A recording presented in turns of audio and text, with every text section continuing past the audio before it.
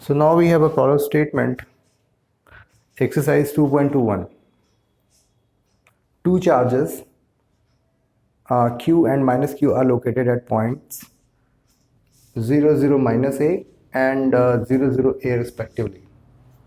So this is x coordinate, this one is y coordinate, and this one is z coordinate. So we are dealing in three coordinates system. तो fine,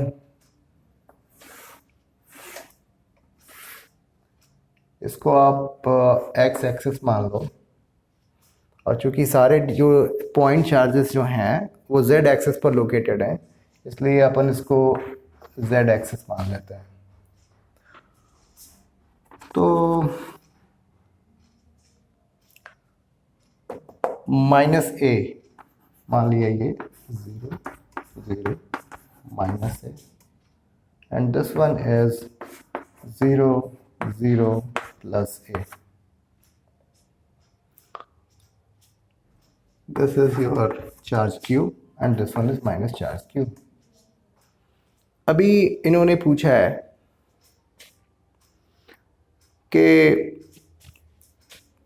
a का जो first part है, इस a का first part जो है 0, 0, z पर हमको पोटेंशियल निकालना है.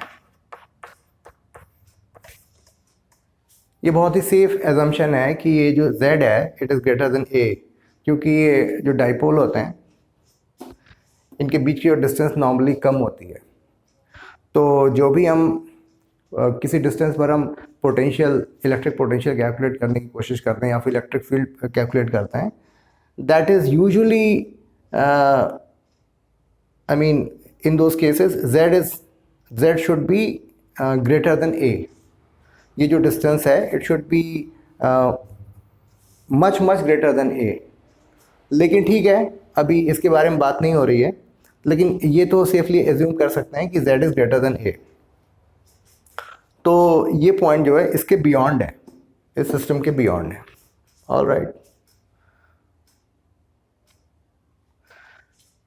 इस पॉइंट के चलते यहाँ पे पोटेंशियल क्या होगा,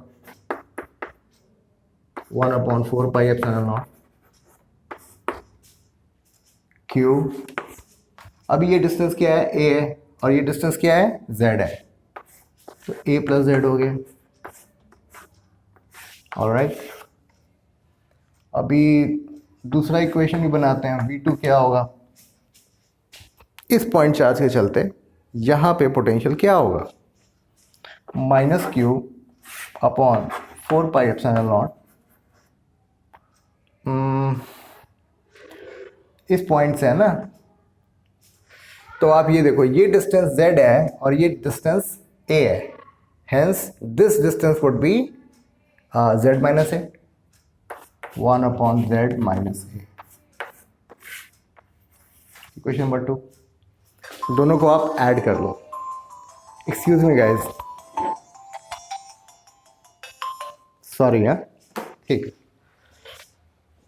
तो इस पॉइंट पे ये दोनों पॉइंट चार्जेस के चलते जो टोटल पोटेंशियल होगा it would be algebraic summation of v1 and v2. ठीक है, तो q upon 4 pi epsilon not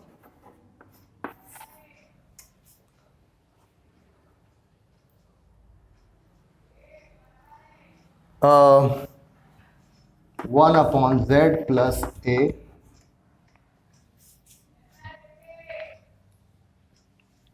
minus 1/z minus a. ठीक है ना, बिल्कुल ठीक है. a plus z and z minus a. Perfect. q upon 4 pi epsilon not z square minus a square z minus a minus z minus a. It goes cancelled. ठीक है, तो मेरे ख्याल से सब कुछ ठीक तो हो रहा है। ये माइनस क्यू है ना, ठीक है। अब जो भी कैलकुलेशन है सो है minus q a upon 4πε0 z square minus a square. This is our answer. इसमें हमने कुछ किया नहीं है, एक्सेल पोजीशन पर हमने v1 और v2 की वैल्यू निकाल दी है। So this is all about the first part of the problem. अभी यहाँ पर x y 0 ये बड़ा सिंपल सा क्वेश्चन है। जैसे मान लिया ये 2 पॉइंट्स पे यहाँ पर चार्ज पार्टिकल्स हैं और x y एंड 0, यानी जो z एक्सिस है इससे ये x एक्सिस पर ये x डिस्टेंस पर और y एक्सिस पर ये y डिस्टेंस पर लोकेटेड है। यानी कि with respect to z axis ये जो पॉइंट्स हैं वो 90 डिग्री पर लोकेटेड हैं। तो कुछ इस ढंग से मान लिया यहाँ पे कहीं इस पॉइंट पे या फिर यहाँ पे कुछ भी, जैसा भी x और y की वैल्यू होगी उस हिसाब से हम इसको इमेजिन कर सकते हैं। तो अगर ये पॉइंट्स चार्ज पॉइंट्स अगर इधर हैं तो ये जो लोकेशन होगी it will make 90 degree with the axis of the dipole. तो आई होप आपको ये कॉन्सेप्ट समझ में आया होगा। एक काम करते हैं,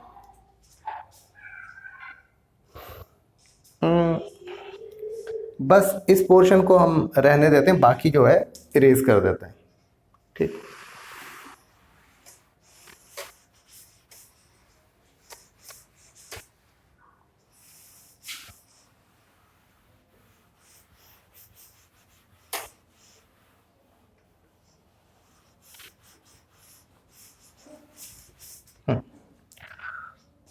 ऑलराइट। अभी 0 0 माइनस ए और 0 0 ए, अब मान लिया ये पॉइंट हमारा है x y 0। तो इस पॉइंट के चलते ये डिस्टेंस हमारी कितनी होगी,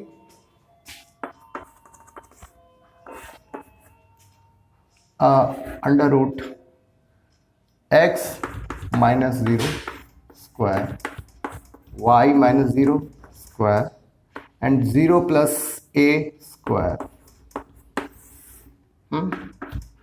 तो यानी कि x square plus y square plus a square. ठीक है, यही डिस्टेंस अगर मान लिया इसको अपन d बोलते हैं तो यही डिस्टेंस यहाँ भी आएगी, आप करके देखना। तो इस पॉइंट पर हमारी जो पोटेंशियल क्या होगी, यहाँ पर q है ना और ये माइनस q है, तो q upon k q upon d। Equation number 1।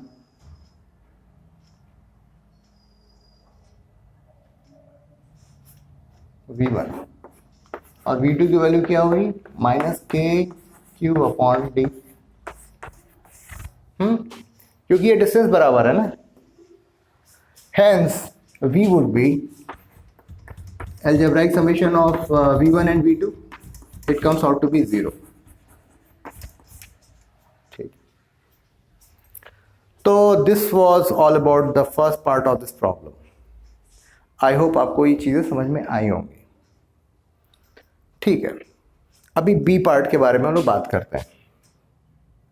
मैं इसको, तो फर्स्ट पार्ट का आंसर ये था और सेकंड पार्ट का आंसर ये।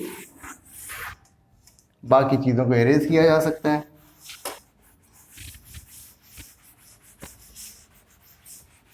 ये अच्छा क्वेश्चन है, वैसे इसमें आपका कॉन्सेप्ट क्लियर होता है।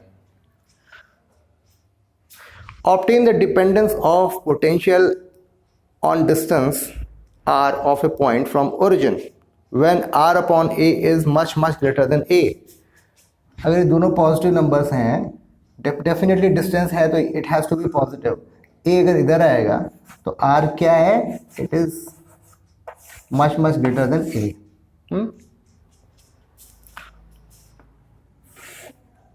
ये माइनस क्यू है और ये क्यू है,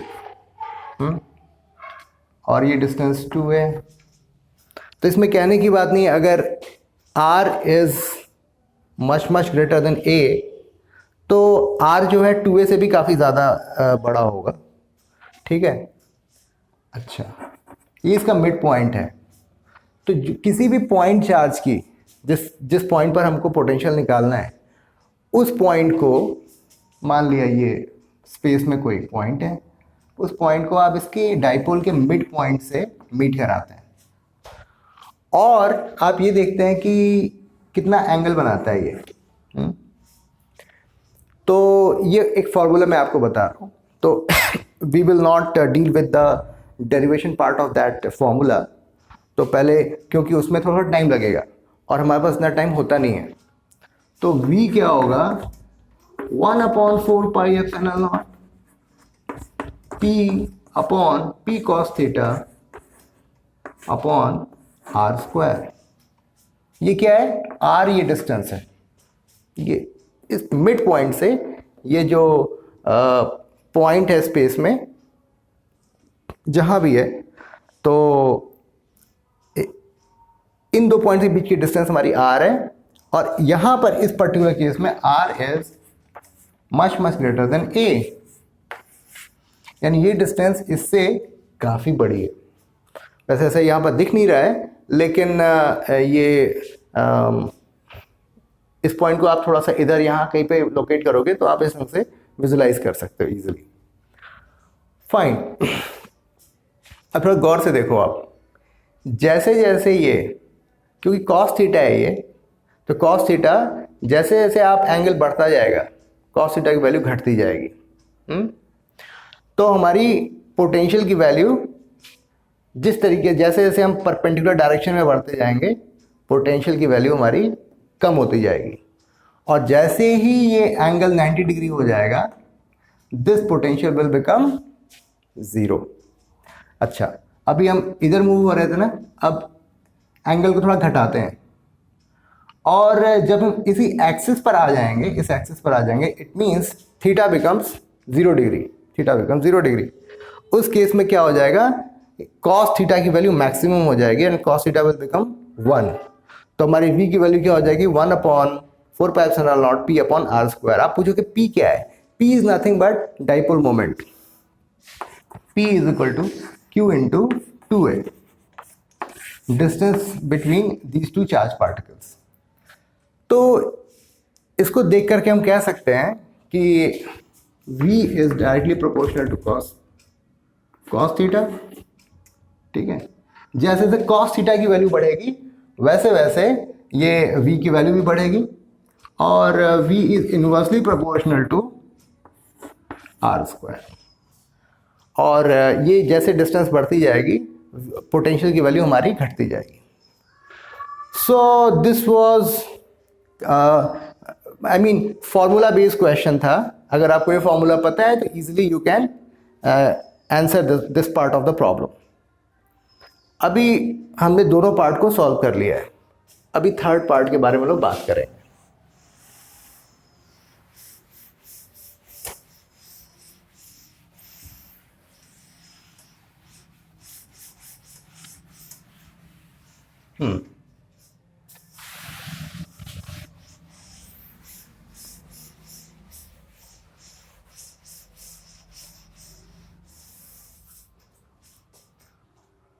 how much work is done in moving a small test charge. एक छोटा सा टेस्ट चार्ज है जिसको हमने 500 और 2-700 पर हमने मूव कराया।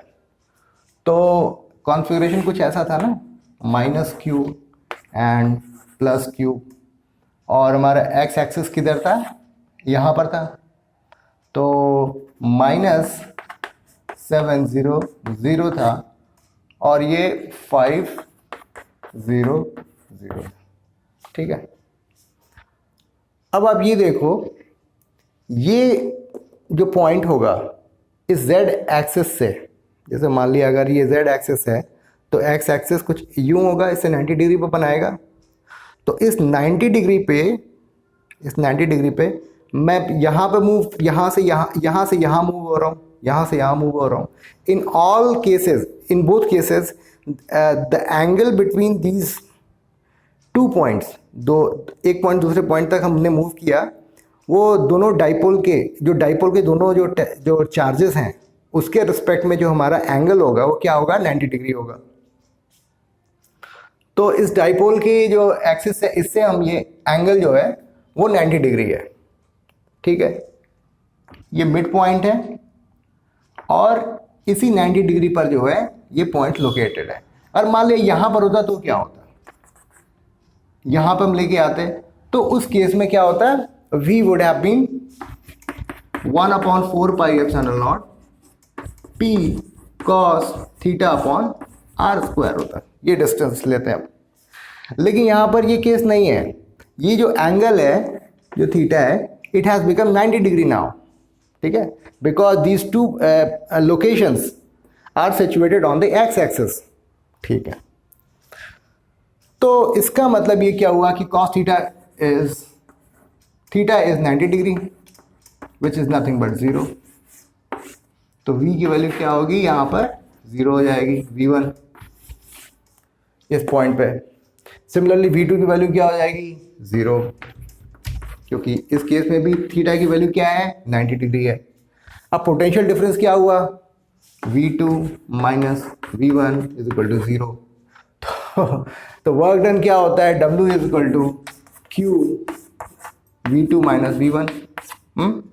v2 माइनस v1 क्या है, 0 है, hence work done is 0 Q। Simple था। थोड़ा सा आपको ये समझना है कि ये जो इनके कोऑर्डिनेट्स हैं उनको ढंग से आपको विजुलाइज करना है। ये थोड़ा सा मुश्किल होता है अगर आप को ग्राफ की प्रैक्टिस नहीं है, बट एनीवेज ये थोड़ा सा आप सोचोगे तो आपको समझ में आ जाएगा, है ना। So this was all about this problem statement and this was I guess 2.2। Thank you.